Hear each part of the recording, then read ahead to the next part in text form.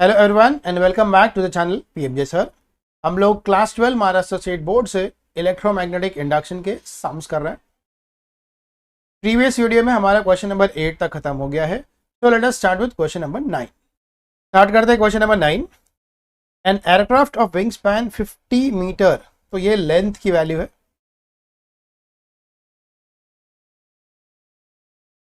Flies horizontally in Earth's magnetic field of 6 10 raised to -5 tesla, तो ये हो गया magnetic field B.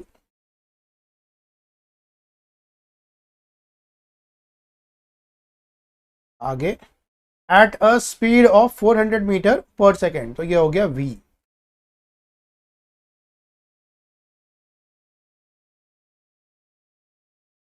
Calculate the EMF generated between the tips of the wing of the aircraft. ढूंढना क्या है? EMF. अब ये बहुत सिंपल है। VLV अगर डेटा दिया हुआ है और हमको ईएमएफ ढूंढना है तो ईएमएफ का फॉर्मूला होता है BLV। ओके, इसमें सारे नंबर्स पुट कर लो। V की जगह पे आ जाएगा 6 10 raised to -5, L है 50, V का वैल्यू 400। ओके, इसके नंबर्स मल्टीप्लाई करता हूँ खाली मैं। ये हो गया 5 × 4, 5 4 ज़ा 20, 20 मल्टीप्लाई बाई 6, 120 मल्टीप्लाई बाई, यहाँ से एक जीरो है, यहाँ से दो जीरो है, ये बन गया 10⁻3। और साथ में यहाँ पे क्या है? 10⁻⁻5। पावर सॉल्व करेंगे पूरा तो ये बन जाएगा 120 × 10⁻⁻2, -2 एडजस्ट करेंगे तो आ जाएगा 1.2 वोल्ट। ओके, तो ये है हमारा आंसर। देख लेते हैं नेक्स्ट क्वेश्चन। देखते हैं question 10। A stiff semi circular wire of radius r is rotated in a uniform magnetic field B about an axis passing through its end। Okay, तो यहां से जो डेटा मिल रहा है वो ये है, एक सेमी सर्कुलर वायर है। ओके, जिसका खुद का रेडियस क्या है? r है। इसको रखा है हमने एक मैग्नेटिक फील्ड B में। Okay, and it is moving. तो नाउ r अगर उसका रेडियस है तो इन वन रोटेशन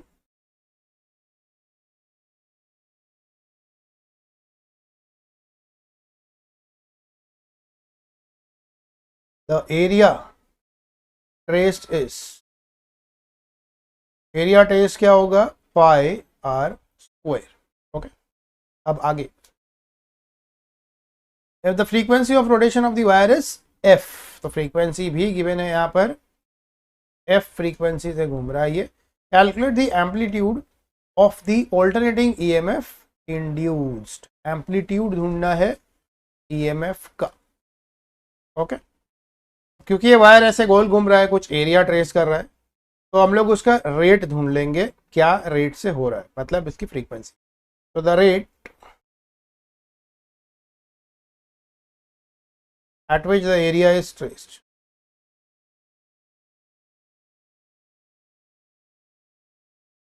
ऑब्वियसली क्या होगा? ये एरिया डिवाइडेड बाय टाइम। अब 1/टाइम क्या होता है? Frequency multiply by area. और एरिया भी हमको पता है कितना है? एफ। एरिया की जगह लिख देंगे पाई r स्क्वायर। ओके, तो अब यहाँ पे क्योंकि ये सर्कल में घूम रहा है तो यहाँ मान लेते हैं कि लेट थीटा भी दिया angle between axis of rotation and magnetic field B. Semi circle वाला वायर है जो घूम रहा है, उसमें जो मैग्नेटिक फील्ड है और एक्सिस ऑफ रोटेशन है के बीच में एंगल हमने मान लिया है थीटा। तो अब ईएमएफ की वैल्यू क्या होगी? ईएमएफ होता है d∅/dt, बट फाई का फॉर्मूला हमको खुद पता है। फाई क्या होता है? b × a। यहाँ हमने बोला हुआ है एक्सिस ऑफ रोटेशन और b के बीच में एंगल अगर थीटा है तो तुम्हारा ये फॉर्मूला बन जाएगा। हम लोग यहाँ पे इसको लिखेंगे क्या? BA नहीं लिखेंगे, अब इसको लिखेंगे BA cos थीटा। ओके, तो अब डेरिवेटिव किया इसका तो ये बन जाएगा b into D A upon D T into cos theta. तो फाई बी ए है, ये नॉर्मल फॉर्मूला होता है, पर क्योंकि ये इंक्लाइंड है थीटा एंगल पे तो अब फाई की वैल्यू ये लेना है B A cos theta. Okay, but idea क्या है, area is changing with respect to time, तो मैंने D A by D T लिख लिया हुआ है यहाँ पे। अब होगा क्या, D A by D T की वैल्यू हमको मालूम है यहाँ से, तो हम लिख देंगे ये बी है, D A by D T हो गया F pi R square into cos theta, ये ई की वैल्यू है। तो अगर इसको एक वेव इक्वेशन जैसा देखेंगे तो ये जो हमारा टर्म है कॉस थीटा को छोड़ के ये, तो ये E is equals to some E naught cos theta है, तो यही बन जाएगा हमारा एम्पलीट्यूड। ओके, तो एम्पलीट्यूड जो रिक्वायर्ड है क्वेश्चन में वो है B F Y R square. Alright, अब इस टाइप के क्वेश्चन जो थोड़े से डेरिवेशन जैसे हैं ये majority of the times exam में आने के चांसेस बहुत कम होते हैं। ओके, देख लेते हैं नेक्स्ट क्वेश्चन। क्वेश्चन नंबर 11 में calculate the value of induced EMF, E ढूंढना है, between the end of the axle of railway carriage,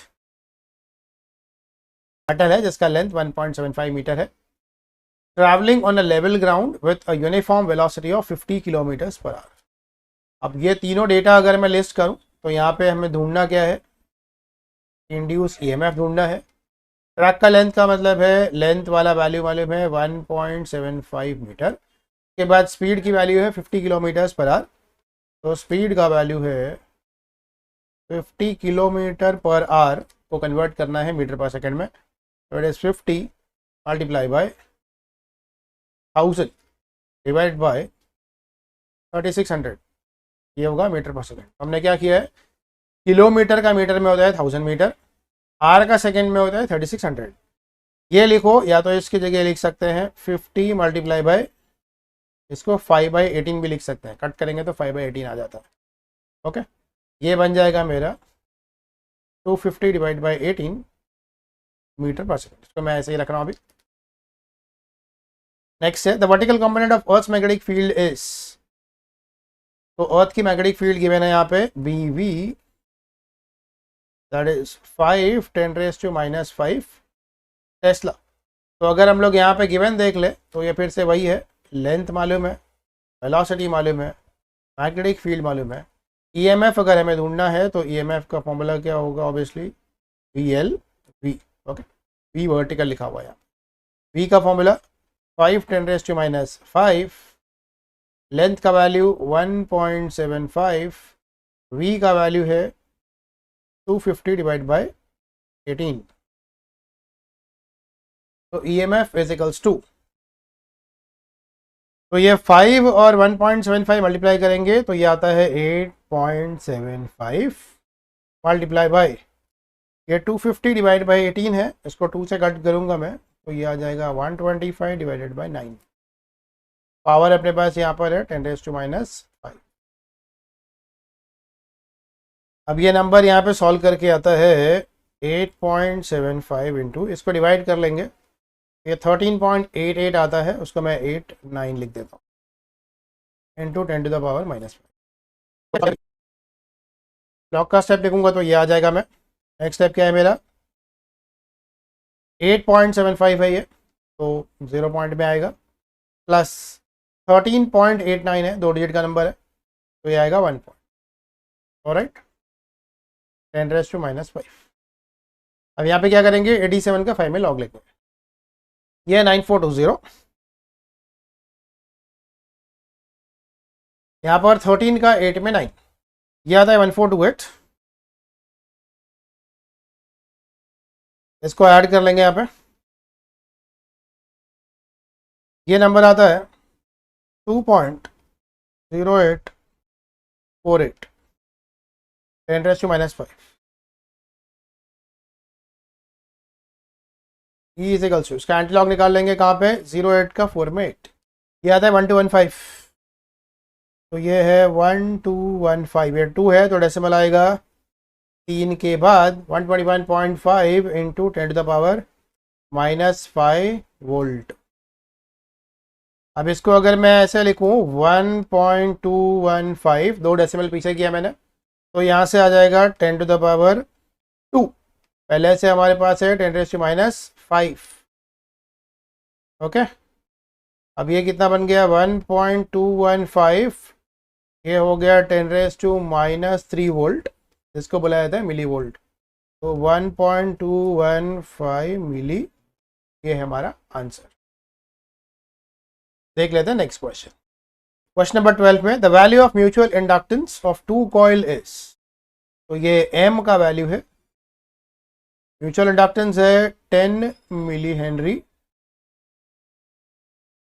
तो इसको लिखेंगे 10 इंटू 10⁻⁻3, तो बेसिकली ये हो जाएगा 10⁻² Henry.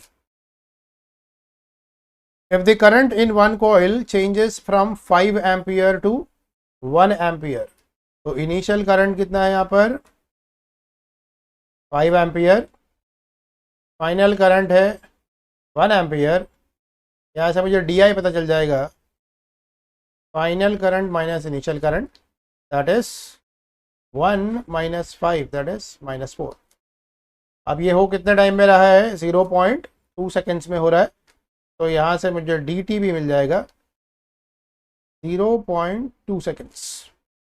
Calculate the value of EMF induce in the other coil, EMF ढूंढना है। ओके, तो EMF का जो फॉर्मूला है हमारे पास वो है E = -mDI/dt। Okay, minus M की वैल्यू है 10⁻², DI की वैल्यू है -4 और DT की वैल्यू है 0.2। ओके, अब ये माइनस और ये माइनस कैंसिल हो जाएगा, तो यहाँ पर आ जाएगा हमारे पास 4 डिवाइड बाय 0.2 मल्टीप्लाई बाय 10⁻²।